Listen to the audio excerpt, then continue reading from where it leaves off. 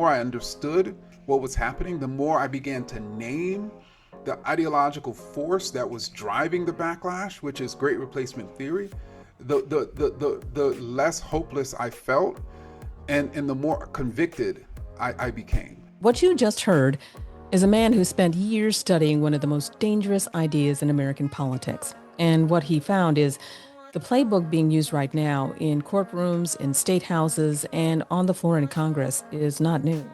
It goes back further than most of us realize, and it has a name. I'm Esther Dillard. This is The Color Between the Lines, and today, Dr. Ibram X. Kendi, historian, professor at Howard University, and one of the most important voices in American public life, sits down to talk about his new book, Chain of Ideas. Chain of Ideas traces the rise of what Kendi calls the Great Replacement Theory, the belief that powerful elites are using Black and brown people, immigrants, and minorities to displace white majorities. As states battle over redistricting to reshape the balance of power in Congress, and as tensions between the United States and Iran continue to escalate, Kendi's research offers a lens that makes all of it suddenly make sense. He's going to tell you where this argument came from and how it moves from rhetoric into real-world violence, who's funding it, and what each of us can do about it. Here's Dr. Ibram X. Kendi. Positions African Americans and even Black immigrants as stealing the jobs of white people. It positions diversity as discrimination. It positions immigrants as invading the nation, and it imagines that white people are facing a genocide. Indeed, the shooter who ended up murdering a number of African Americans in Buffalo at the supermarket believed in great replacement theory. And so this theory, even though we may understand it from the U.S. context, we may remember in Charlottesville, Virginia, when they chanted, "You will not replace us." But the book documents how this is quite an old theory, and it's circulated around the world, and it's being used all over the world to justify the reemergence of authoritarianism. Kendi opens by defining exactly what great replacement theory is and why that name alone understates how deeply it has already shaped American life. They keep telling, let's say, white people that as Black people make progress, that progress is coming out of your expense. They keep telling white people that civil rights legislation is not ensuring equal opportunity for everyone, Black, white, brown, that it's actually seeking to take things away from white people and give them to undeserving Black people. It presupposes that Black people who are in positions of influence and power are unqualified and undeserving and took jobs from more qualified white people. When in actuality, what I think Chain of Ideas shows is these elected officials are saying this to white people so that white people will blame Black people when they struggle to get jobs or keep jobs, so that they won't blame the actual people who are behind their struggles, which are those elected officials and their financiers. So people are being hoodwinked. Kendi calls it zero-sum theory, and he traces exactly how it was built and who built it.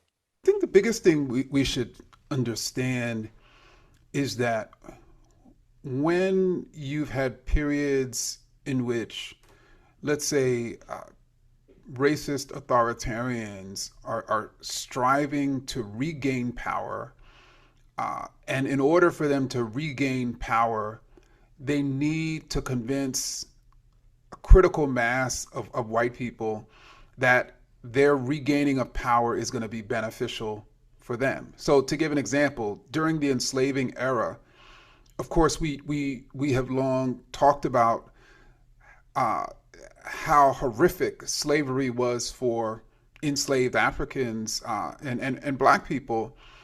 And what we haven't spoken enough about is how there were about 5 million poor whites in the South who largely were almost totally controlled and dominated by a very small enslaver elite.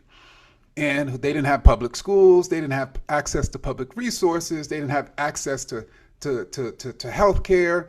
They more or less functioned as the army maintaining a slavery that was actually leading to their own exploitation, as well as the hyper exploitation of black people. So then when these enslavers after the Civil War tried to figure out how to regain power, the way they went about doing that was essentially saying that those new black politicians are not actually trying to create programs and policies that lift black people and poor whites, that they're actually trying to institute policies that are harming the white South.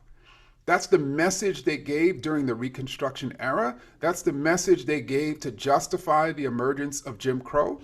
And the actual facts on the ground completely contradicted that. So something like public schools in the South was largely an idea of black politicians that benefited a large majority of white people who did not have access to free public schools during the enslavement era. So this is a way to con people into submitting to their own domination, because you're sort of deflecting or making them believe that, let's say, black people are their political opponents when actually we're allies.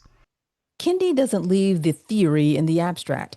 He walks through exactly how an idea moves from a website to a church to a body count, step by step. And the example he uses should make you stop and think.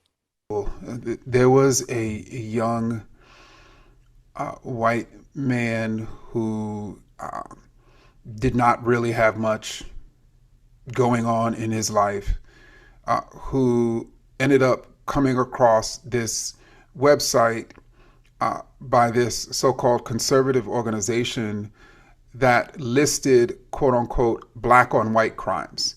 And these listings, of course, were completely decontextualized, which is to say the vast majority of white Americans are harmed by other white Americans.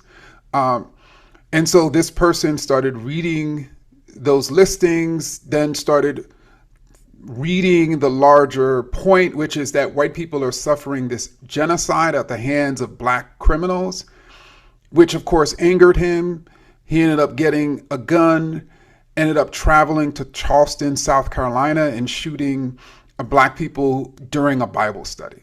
And so that's an example of how this sort of happened. And of course, I'm talking about Dylann Roof for the shooting in 2015, who of course was incited to that shooting by Great Replacement theory.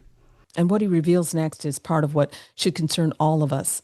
But first, if you're watching this and you have not subscribed to The Color Between the Lines, please do it right now. Hit that button. It's free, and it's one action that will keep this conversation in front of more people who really need to hear it. If you are someone who is white and super wealthy and super racist, and you are relying on policies and practices that are leading to white people struggling in society, you have two options. One option is you could acknowledge it and admit it and be like, yes, even as I'm accumulating billions in wealth, you're actually struggling. Or you could deflect. You can say, actually, the reason why you're struggling are because of those immigrants, or because of those black people, or because of those Muslims. They're taking your jobs. They're taking your livelihoods. They're taking your country. And so what I'm finding in the United States and frankly across the world is you have these super wealthy individuals who are supporting Great Replacement political parties, and then they're also buying social media platforms and media outlets so that they can spread Great Replacement theory, so they can keep people angry at the people who are also suffering as opposed to the source of their actual pain. And Kendi said something that really reframed everything. After years in the archives, after tracing history across centuries and 6 continents, he says he's more hopeful than when he started. Not despite what he found, but because of it. I actually am optimistic, and part of my optimism stems from one of the things that I found in writing this book and writing Chain of Ideas is that these theorists and politicians have gone to great lengths to almost hide and conceal this theory, to almost hide and conceal their playbook. And it makes sense, right? Because the more the rest of us don't understand what's happening to us, the more we can't name it, the more we don't understand the playbook, the harder it becomes to resist it, to fight against it, to overcome it. And so I think that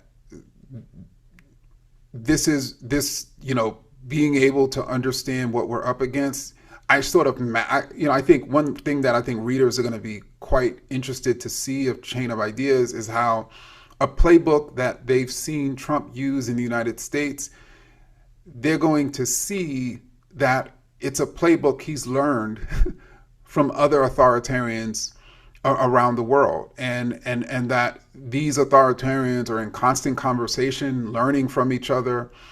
And so we need to be learning from each other. We need to understand that what's happening to us in the United States is happening to people, to Black peoples, to Muslims, to other groups in other countries. This is where Kendi brings it home. He was asked what someone who feels small and overwhelmed can actually do. His answer is personal, specific, and it's something you already have.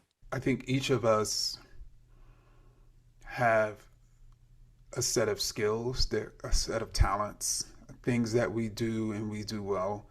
For me, it's writing and researching, right? So that's why I decided to do my part by pushing back through writing this book. Others, it may be, a musical talent. Others, it may be organizational leadership. Others, it may be an actual sort of radio show. I mean, it really depends on where you are in society, and it's really using your talents, your platforms, your abilities, your organizations to connect to this larger movement that really challenges this idea that that all these different groups in society are at fundamental odds, and one group is replacing the other, and we need to essentially destroy them before they destroy us. No, we actually need to use our platforms to build a sense of solidarity so that we can rebuild democracy. Chain of Ideas is out now. Get it wherever books are sold. The link is in the description below. If this conversation made you see something you hadn't named before, please share it. And if you haven't subscribed to The Color Between the Lines, please do it now. That subscription is free, and it's how this content finds other students and classrooms that need it the most. Dr. Kendi ended this conversation by saying, the more you can name what is being done, the less hopeless you feel. I'm Esther Dillard, and remember, your story matters.